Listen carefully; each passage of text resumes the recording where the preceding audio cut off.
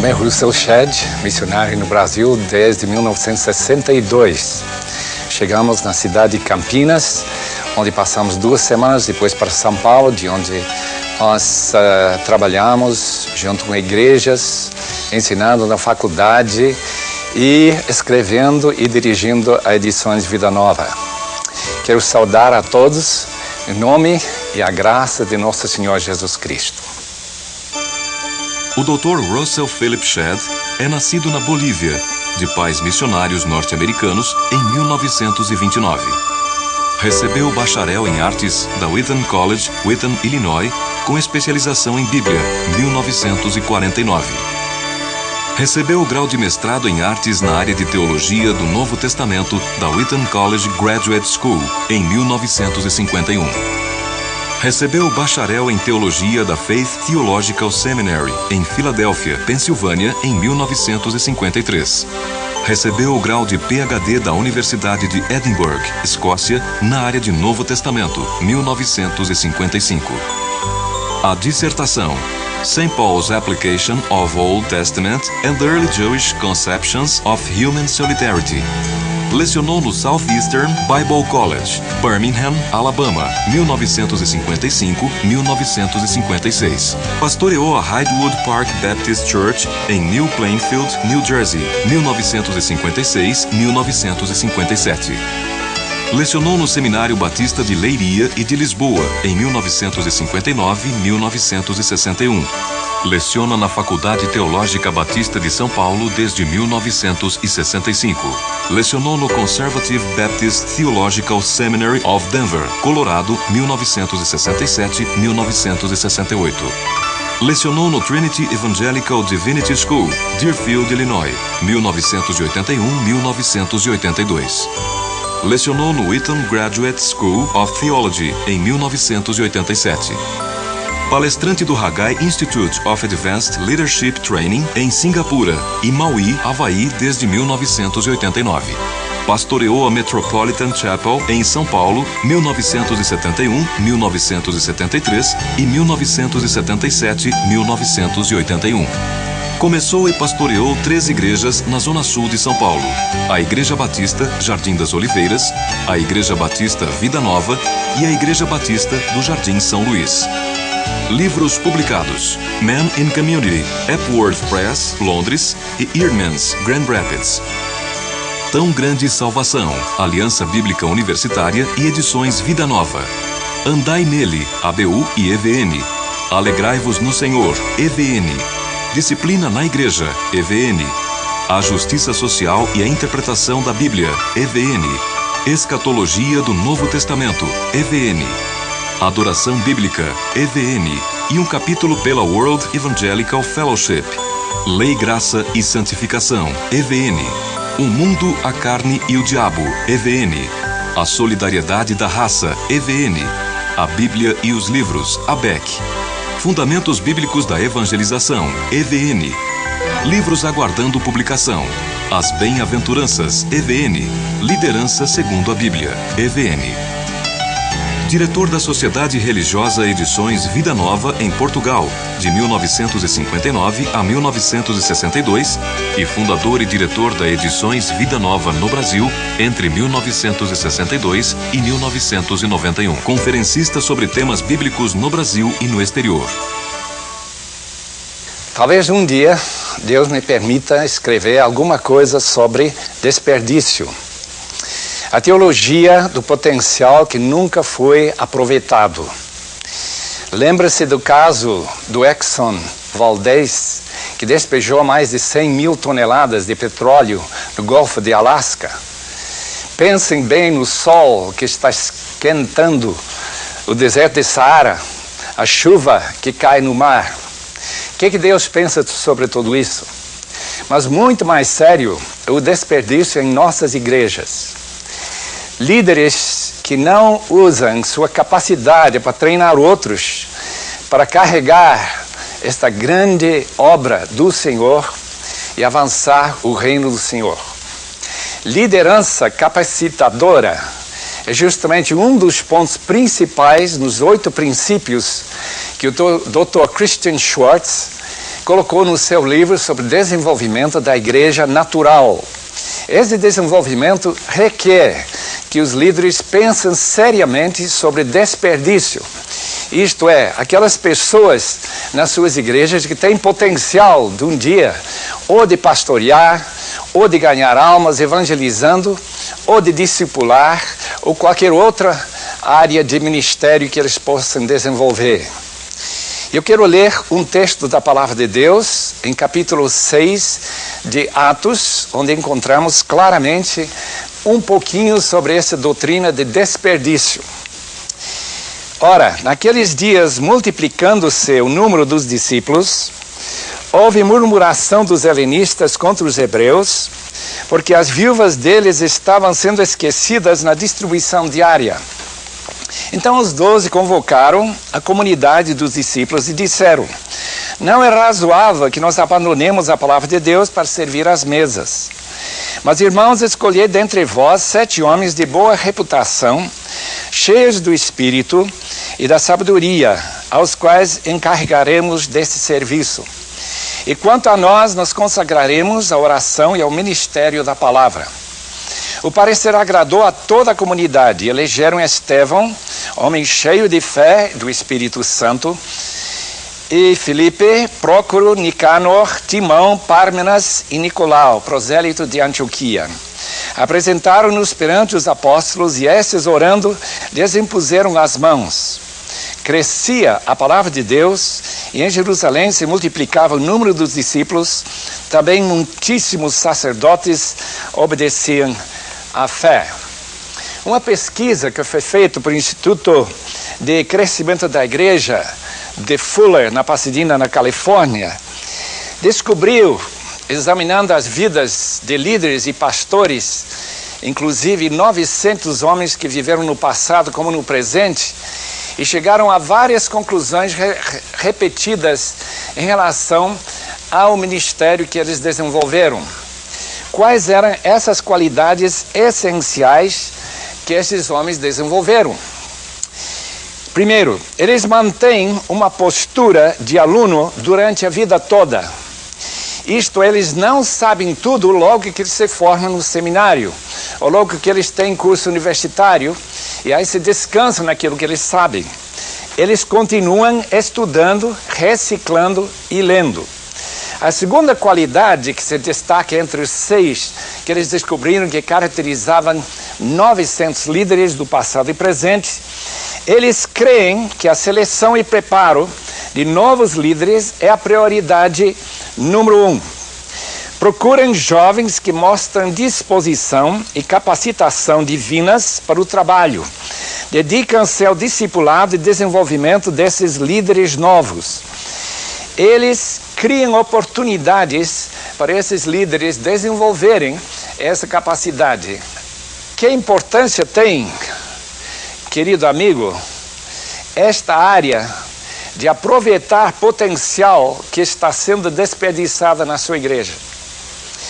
A Igreja Católica desenvolveu uma doutrina de laicato e de padre. E a distinção é de leste para oeste. Mas não é bem assim na Bíblia. Martinho Lutero deu muita atenção ao fato que, biblicamente, todos nós, sendo leigos ou pastores ou consagrados, de alguma forma estamos envolvidos no ministério. Somos sacerdotes e sacerdotisas nesta grande obra do Senhor. É interessante nesse texto que nós acabamos de ler, que o primeiro ponto destes líderes é descobrir que não estava tudo ocorrendo bem.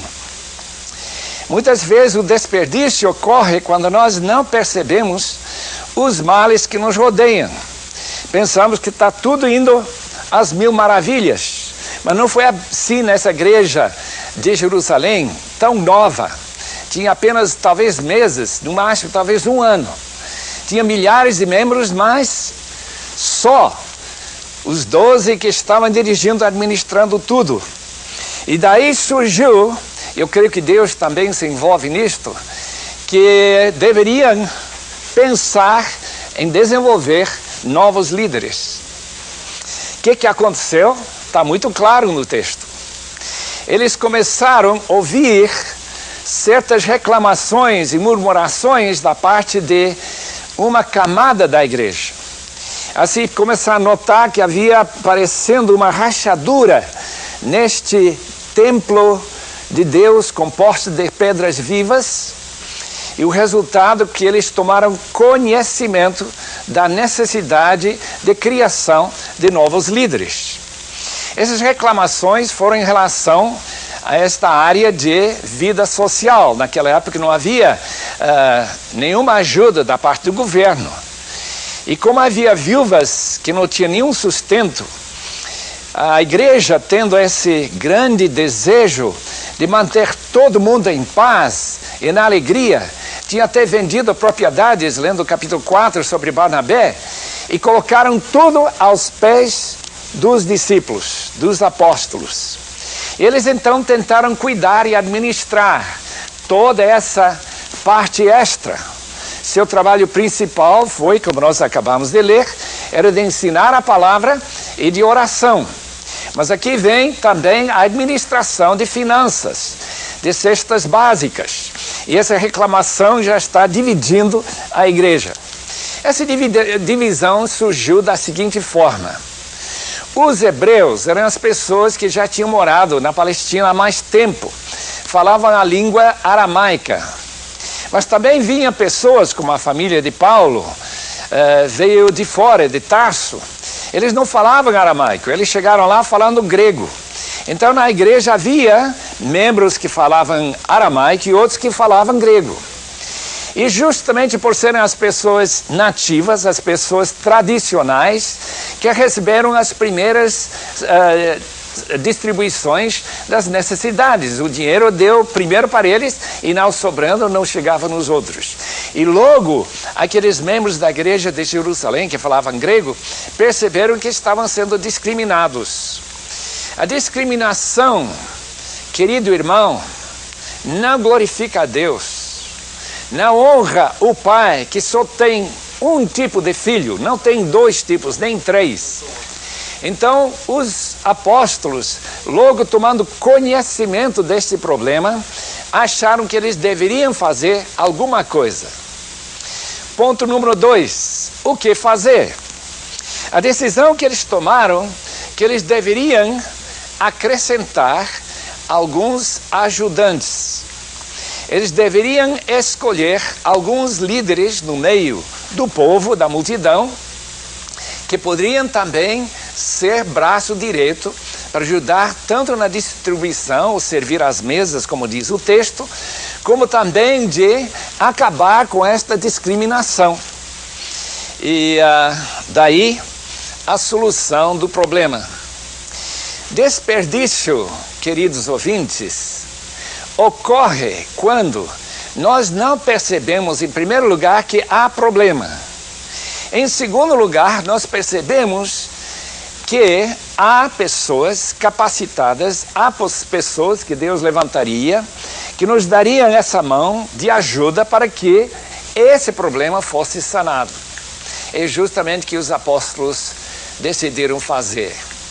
Com certeza, numa das suas orações, numa das profecias que chegou do cabeça da igreja, o Senhor Jesus Cristo, que o desperdício e a rachadura na comunhão não agradam a Deus e não glorificam ao Senhor.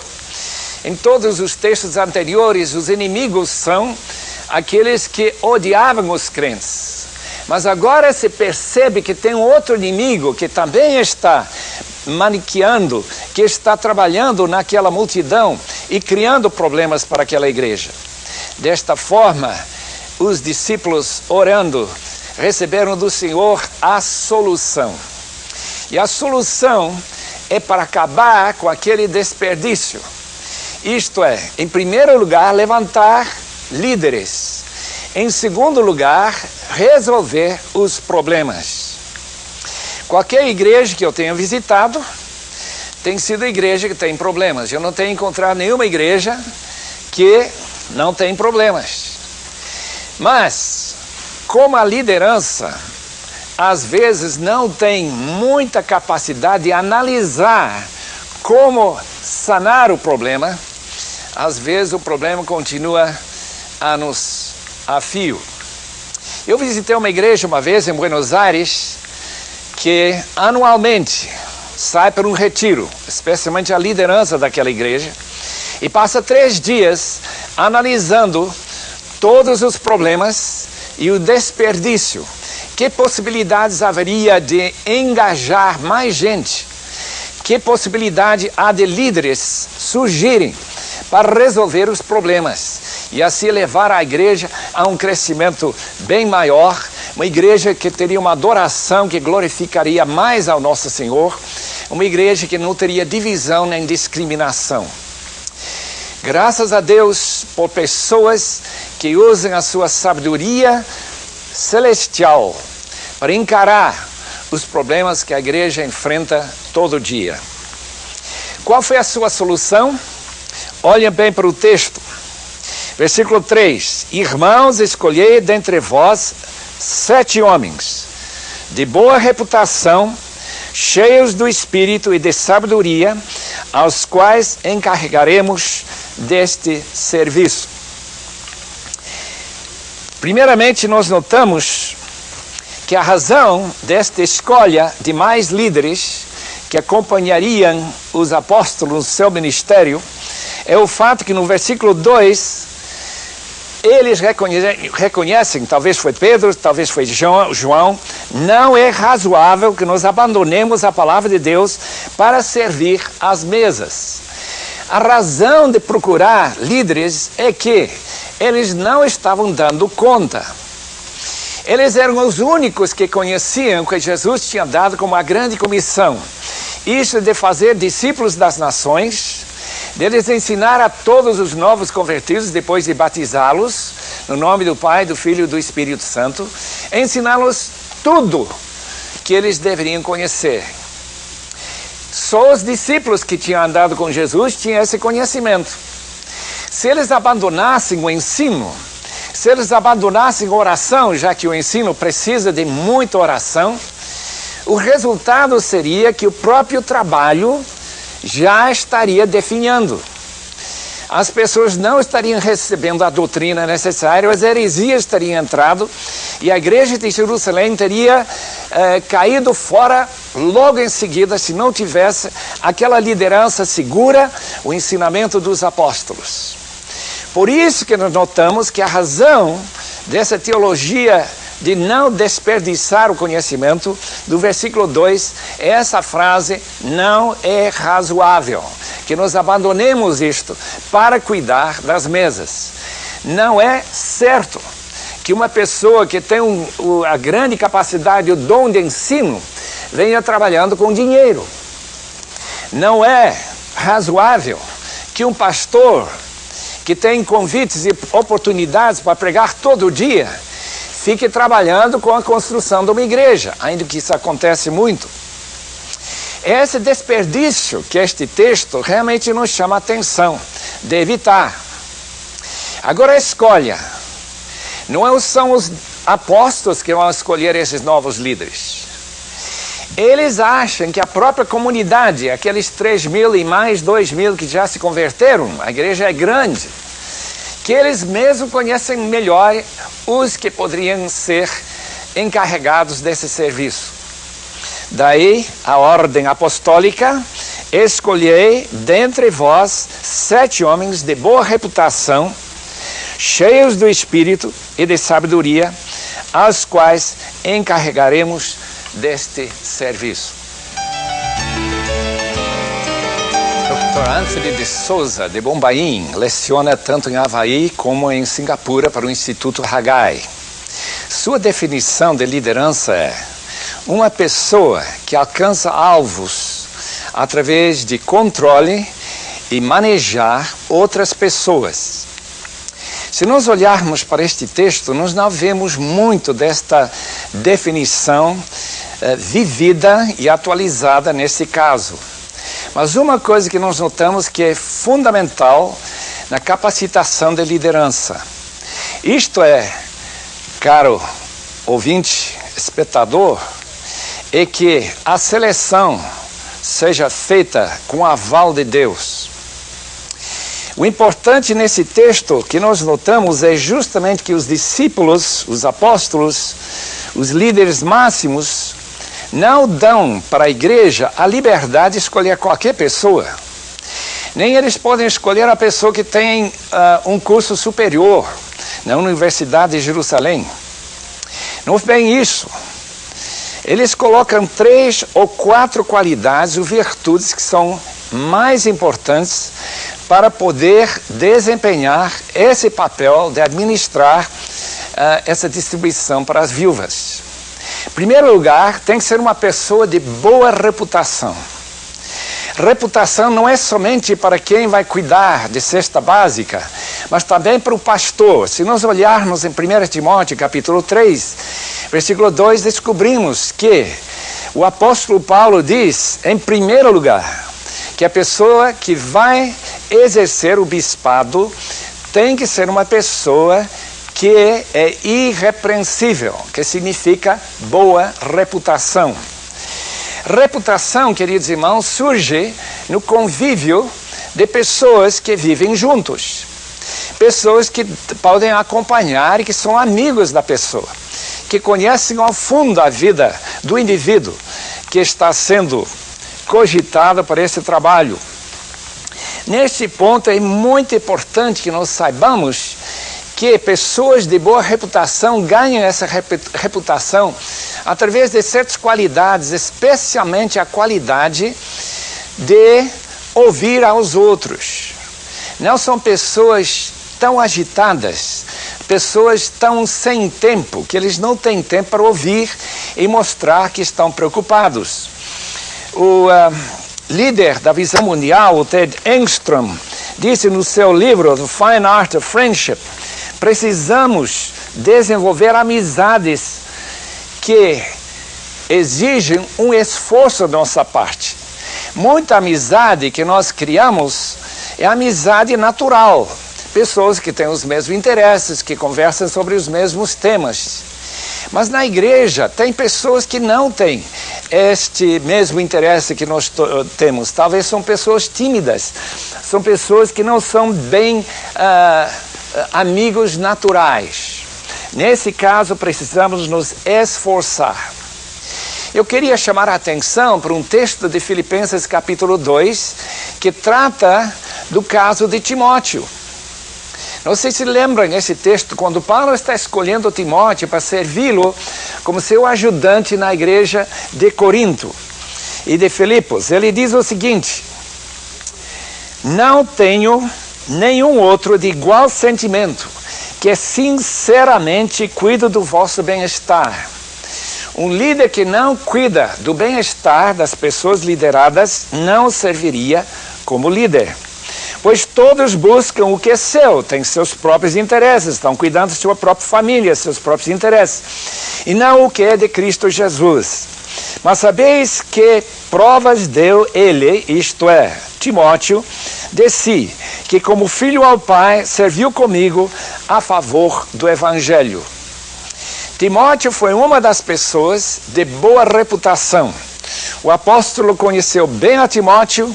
Ele podia então dar um aval, depois de avaliar a sua vida e dizer para os filipenses: eu não tenho outra pessoa de igual interesse que realmente cuidará dos seus interesses e que está buscando o que Jesus Cristo quer. Boa reputação é a primeira exigência do novo líder.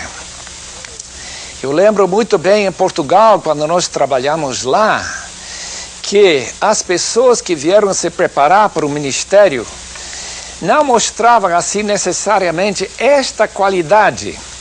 Em primeiro lugar, porque eram muito novos, eles não tinham o curso necessário. Na igreja primitiva, eles não escolheram as pessoas mais novas para servir, eles escolheram as pessoas com um pouco mais de idade, porque já teriam possibilidade de criar aquele ambiente de caráter e de boa reputação necessária. É isso que está em mente quando os apóstolos falam para toda a comunidade escolher no seu meio os que teriam mais possibilidades de servir como de boa reputação. Na sua igreja e na minha igreja, tem pessoas assim. Nas igrejas que eu tenho pastoreado, seria fácil colocar a lista dos membros e logo colocar em primeiro lugar um X ao lado de cada nome de pessoa que tem reputação impecável. Em segundo lugar, nós encontramos o texto dizendo que tem que ser pessoas cheias do Espírito Santo. Esta frase tem criado tropeços para muita gente. Há muito problema em entender realmente o que significa ser cheio do Espírito. Se convidarmos as pessoas no auditório a levantar suas mãos e declararem-se cheios do Espírito, quase ninguém levantaria sua mão. Mas na igreja de Jerusalém, era fácil distinguir quem estava cheio do Espírito, que era pleno do Espírito. No caso de Pedro, por exemplo, capítulo 4, versículo 8, era uma pessoa cheia do Espírito. Ele já estava cheio no dia de Pentecostes. Naquele dia, Pedro mostrou sua coragem. Primeiro ponto que o livro de Atos mostra é que uma pessoa cheia do Espírito é uma pessoa que tem muita coragem. Não é uma pessoa tímida, não é uma pessoa que tem medo de falar com as pessoas. Pedro tinha esse medo quando ele estava tentando se defender e negou ao Senhor Jesus. Mas logo que o Espírito Santo caiu sobre ele não era mais esse discípulo medroso, negando e jurando que ele não conhecia o Senhor Jesus. No dia de Pentecostes, ele poderia ter sido preso e morto imediatamente. Ele realmente desafiou aqueles líderes e estava tudo aberto lá em Jerusalém, onde Jesus tinha morrido apenas 50 dias antes. Essa coragem é um grande sinal da presença do Espírito Santo na vida. Em segundo lugar, nós notamos no livro de Atos que uma pessoa cheia do Espírito Santo, uma pessoa que está cheia não somente de coragem, mas também de conhecimento da palavra. Nós descobrimos Paulo sendo dirigido pelo Senhor, quando ele vai confrontar Elimas, Bar-Jesus, capítulo 13. O próprio texto de Lucas menciona que ele estava cheio do Espírito. No caso, quando ele está dormindo tranquilamente, é uma pessoa que não tem medo. Antes do dia em que ele ia ser decapitado. Eu realmente não sei se eu conheço muita gente que dormiria tão tranquilamente como Pedro dormia. Naquela noite, antes ele deveria ser decapitado. Ficar cheio do Espírito, coragem, calma, confiança, esse sentimento de bem-estar, que tudo está nas mãos do soberano Senhor. Não é uma pessoa nervosa, não é uma pessoa que tem dificuldades em dormir diante dos grandes desafios. O Espírito Santo realmente toma conta. Eu gosto da palavra de Jesus que diz que antes de chegar no tribunal, em que sua vida está na balança, você não precisa nem pensar o que vai falar. Porque naquele dia, o Espírito Santo lhe dará o que Deus quer que você fale. Segunda característica, portanto, é enchimento do Espírito. Há outros textos que nós podemos olhar também, obviamente, em relação à presença do Espírito Santo na vida. Isto é o fruto do Espírito que nós encontramos em Gálatas. Eu acredito que Pármenas, Nicolau, Timão, essas pessoas que não tiveram nenhuma menção outra no livro de Atos, eram pessoas que, por causa de estarem cheios do Espírito, mostraram para a comunidade, para aqueles grupos que eles estavam comungando e orando, talvez por causa da sua generosidade, que eles tinham esta qualidade que a própria igreja reconheceu naqueles irmãos. Certamente foi o caso de Estevão. Estevão não somente foi escolhido em primeiro lugar na lista, mas o fato também de que novamente se faz menção deste homem em versículos mais para frente, quando diz aqui: e o parecer agradou a toda a comunidade e elegeram Estevão, homem cheio de fé e do Espírito Santo. Estevão era uma pessoa não somente que a comunidade reconheceu cheio do Espírito Santo, mas os próprios apóstolos reconheceram. E o resultado foi que essa escolha deu em que um dia ele fosse martirizado, não muito depois desta escolha. Ele recebeu não somente o aval da comunidade, como também dos apóstolos. E esta frase, um homem cheio do Espírito, um homem que o próprio Senhor Jesus, que também ficou cheio do Espírito, segundo Lucas capítulo 4, mostra como é importante para o líder ser esse tipo de pessoa. A terceira qualidade que os apóstolos acharam necessário que a comunidade descubra para ter líderes de qualidade é sabedoria. Sabedoria para muitas pessoas é a mesma coisa do que inteligência. E de fato, nossos estudos nas universidades, nas escolas, é para aumentar nossa capacidade de resolver problemas. Pessoa inteligente resolve problemas com facilidade, mas são problemas deste mundo. Enquanto sabedoria trata de problemas do mundo vindouro. É por isso que Tiago, capítulo 3, versículo 17, fala dessa qualidade de sabedoria que às vezes falta em nós mesmos e em nossas igrejas. É qualidade de pureza, por exemplo, Tiago fala disso, é que não tem contaminação com interesses próprios, é pacífica, isto é, está sempre procurando agilizar e criar harmonia. Essa sabedoria que vem lá do alto está preocupado com os sentimentos dos outros. É tratável, diz Tiago. É realmente uma sabedoria que precisamos. E estes homens que foram escolhidos tinham também esta terceira qualidade. É interessante que o apóstolo Paulo, ele fala também sobre sabedoria em 1 Coríntios. Ele menciona que sabedoria foi atrás da crucificação de Jesus Cristo. Foi a sabedoria de Deus que levou Jesus a morrer por nós na cruz. 3 qualidades necessárias para líderes emergentes. Em primeiro lugar, a boa reputação. Se a pessoa não tem caráter, se as pessoas descobrem falhas, ele não serviria. Se ele não for cheio do Espírito, isto é, ter essas qualidades de coragem, de zelo, nós descobrimos justamente que esse enchimento do Espírito criou zelo. Se não tiver essa calma, se não tiver essa direção do Espírito, já que os filhos de Deus são dirigidos pelo Espírito, então essas pessoas não vão servir muito bem, nem para cuidar de viúvas e nem para desenvolver o ministério que de fato estes líderes desenvolveram. Logo em seguida, depois de descobrir esses 7 indivíduos, eles os colocam diante dos apóstolos para oração e consagração, a imposição de mãos.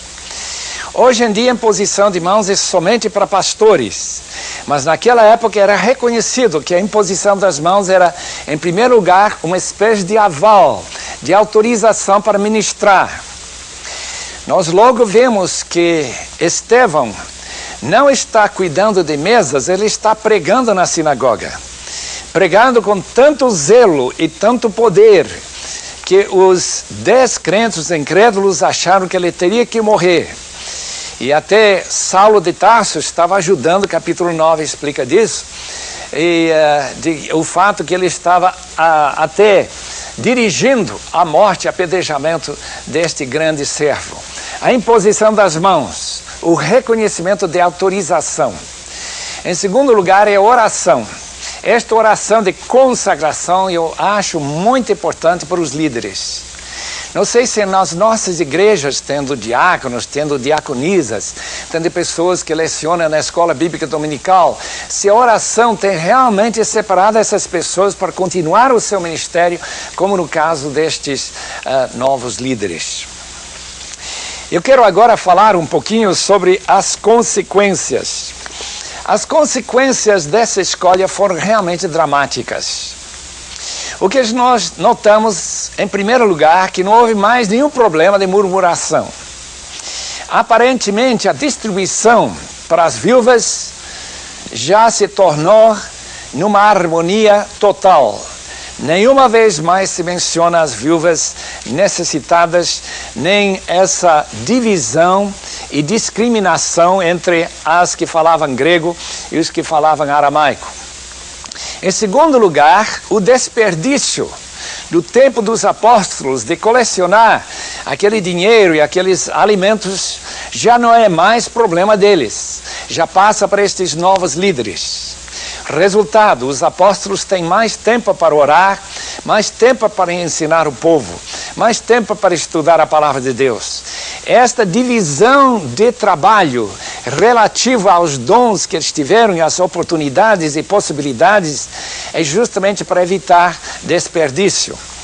Em terceiro lugar, nós notamos que estes líderes novos logo estão pregando, pelo menos 2 deles. Estevão nós já mencionamos, mas eu quero mencionar Filipe, que se tornou o grande evangelista da Samaria.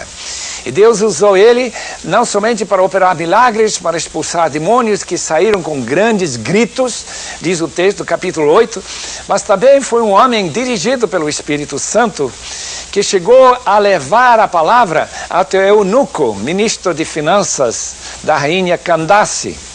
E assim foi levado a semente do evangelho até a Etiópia. Ali foi plantada, e aí existe hoje uma igreja cóptica, justamente por causa deste líder que foi escolhido lá no início da igreja de Jerusalém. São este tipo de consequências que podem surgir em qualquer igreja, onde líderes adormecidos, líderes que não sabem que são líderes em potencial, não são escolhidos, não são reconhecidos, não são treinados e preparados para este ministério. Eu gostaria muito de recomendar, na minha palavra conclusiva, a todos os meus ouvintes, em primeiro lugar, olhar para o seu próprio coração. Eu tenho a reputação necessária para poder servir em qualquer capacidade ao Senhor da Glória, que é santo. Eu tenho justamente esta qualidade essencial do enchimento do Espírito, que produz coragem, que produz zelo, que produz direção. Eu tenho essas qualidades.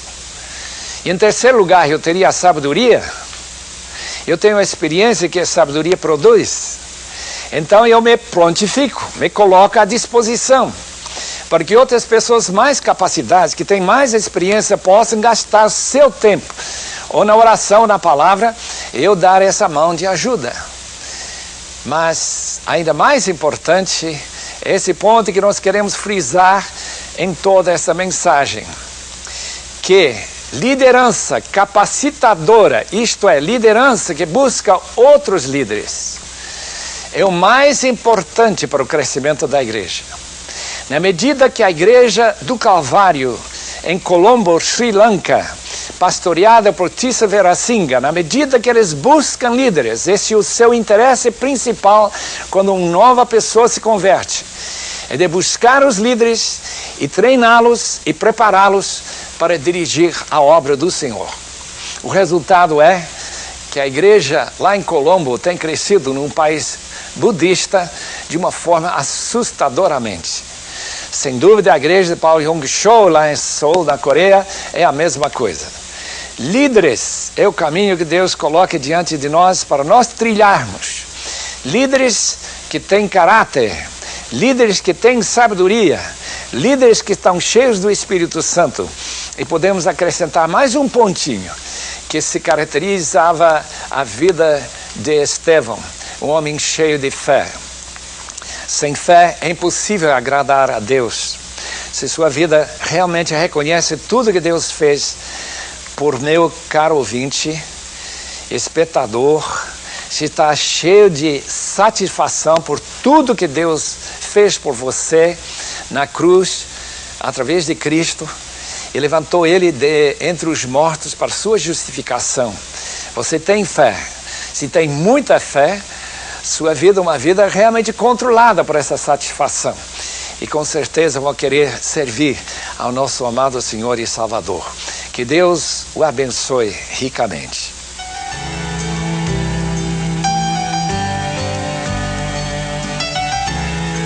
Os seminários hoje já têm esta visão sobre o desperdício?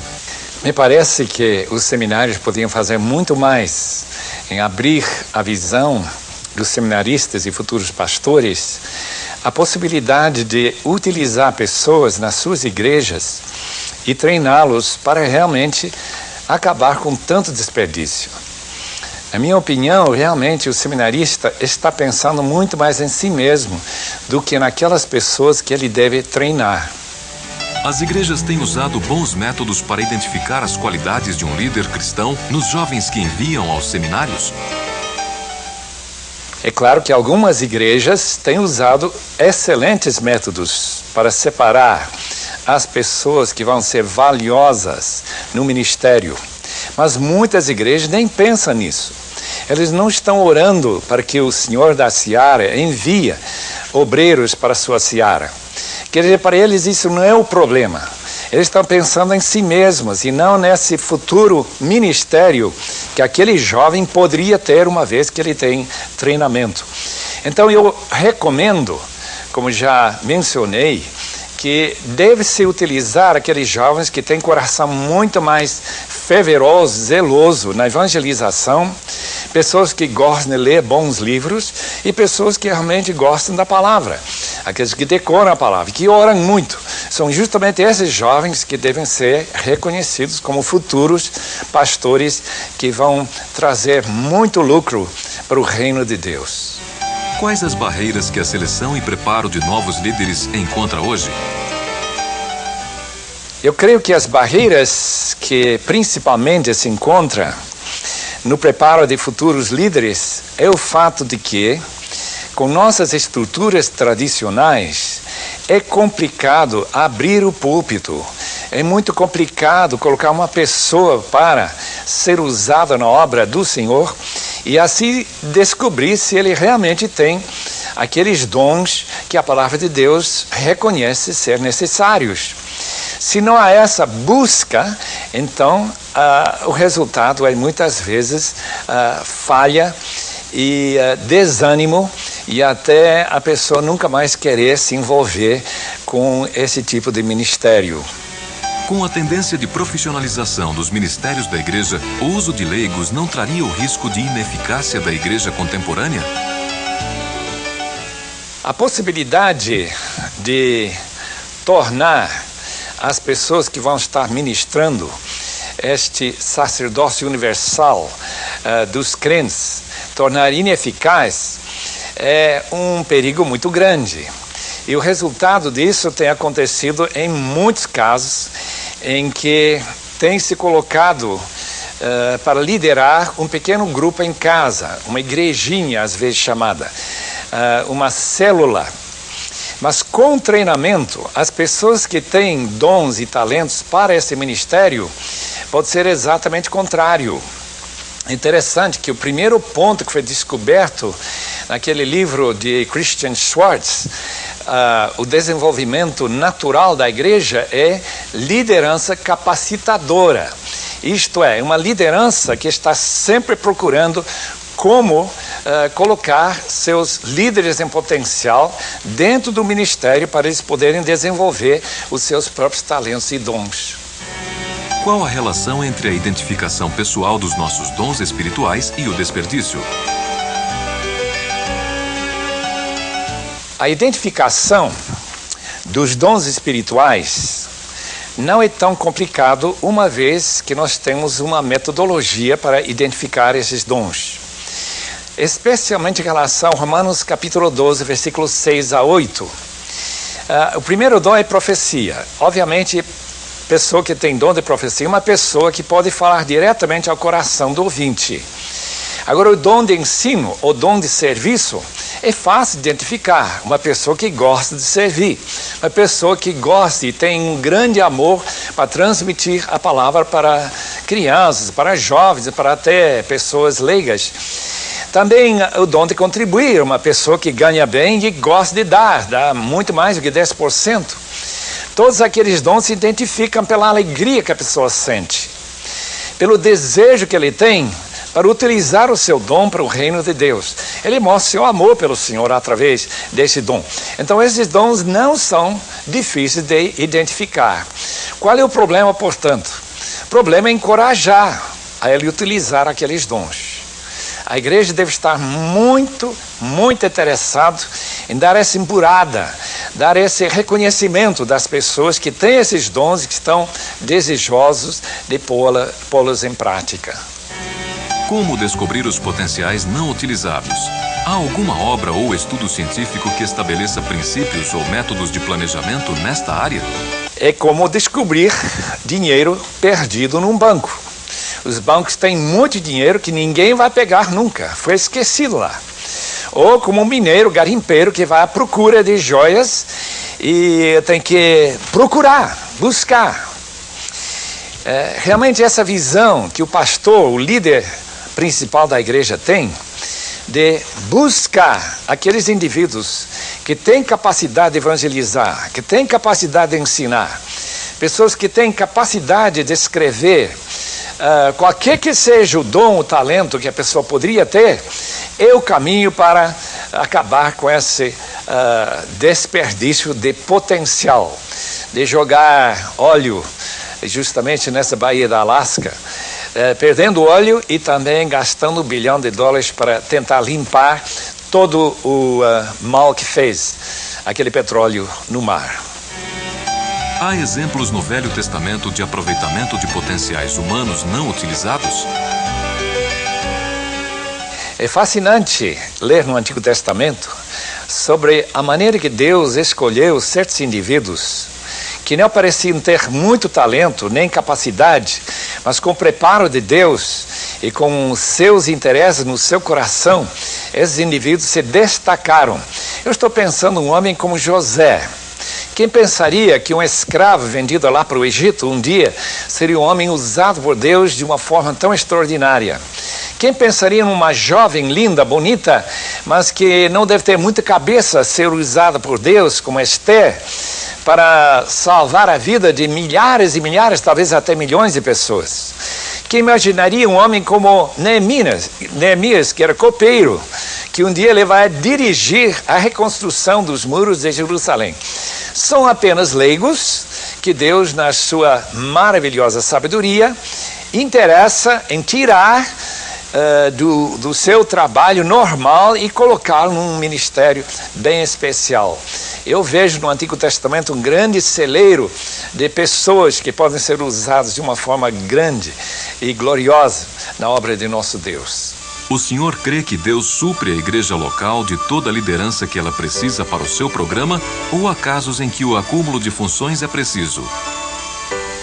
Se eu creio que Deus supre para a igreja local toda a liderança que essa igreja precisa, eu creio que sim.